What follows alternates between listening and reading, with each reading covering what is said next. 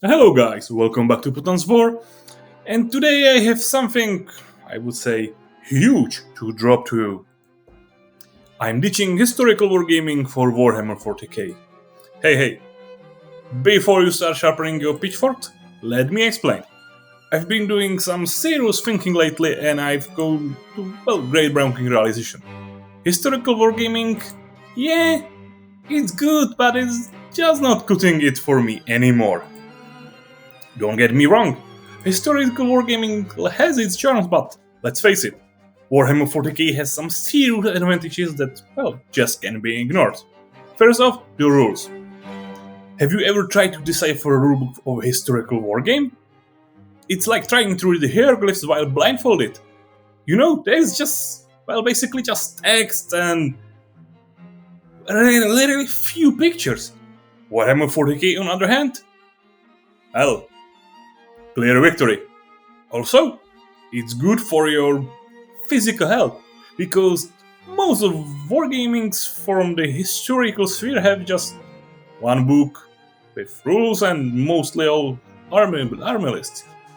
Sometimes you have two books for army list and the rules itself, but Warhammer 40k on the other hand, I was in the best shape back in the 7th edition of Warhammer 40k, when you need to bring something like 6 books to game.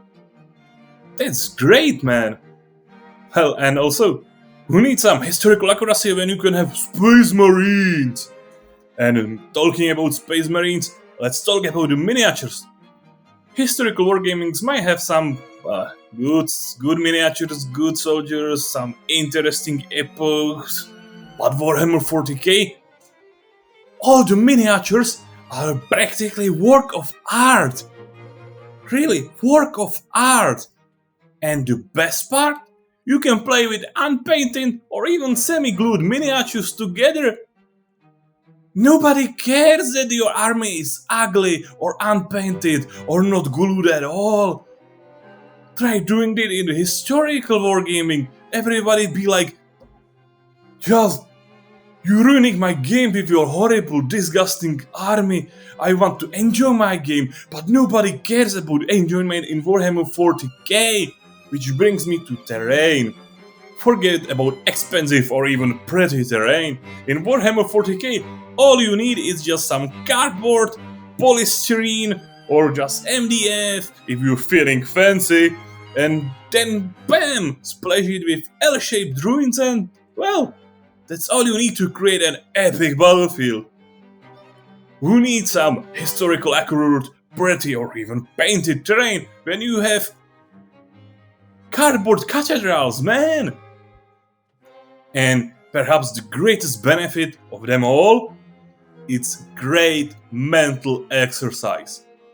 Yeah, you see, in Warhammer 40k, you're not just playing against your opponents or your opponent's tiny toy soldiers. No. You are also playing against cheaters, rule benders, and occasionally some sore losers. It's like mental obstacle course, and that's great in today's era. So, that is it. These are my decisions why I'm ditching historical wargaming for Warhammer 40k. Well, face it, Warhammer 40k is better. So, that was Plutons War, and until next time, happy gaming and may the dice by ever in your favor.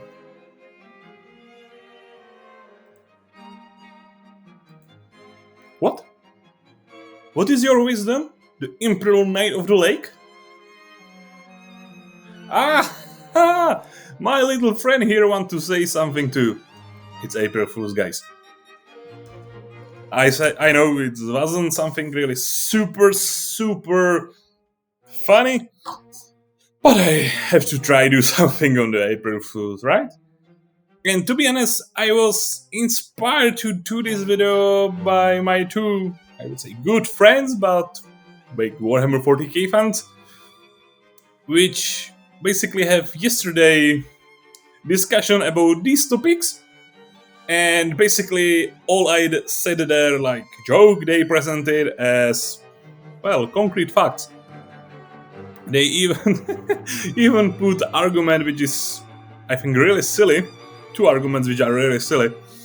First off, they are playing on the ugly tables because it's cheaper to play on ugly tables than on the pretty tables. It's easy for you historical wargamers to have nice tables when you are just three guys playing one game on one table. You just need to pay for one table. When we are doing Warhammer 40k events, we are doing it for 50 tables, so it's expensive to do nice tables. We know they are ugly and not immersive, but they are cheap, so we are doing it this way, and that's it. You are just jealous because we have so many tables. That was first, I would say, hot take.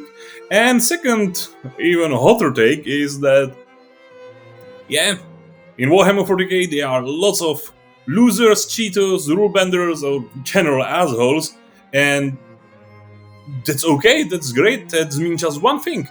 The game is so popular that there can be so many different types of guys that it makes sense that they are assholes and cheaters because somebody plays. It's not like the other subpar games that nobody plays. Then of course you can have game with community of 5 guys. It makes sense that all of them are nice guys and not assholes like our super Warhammer 40k game.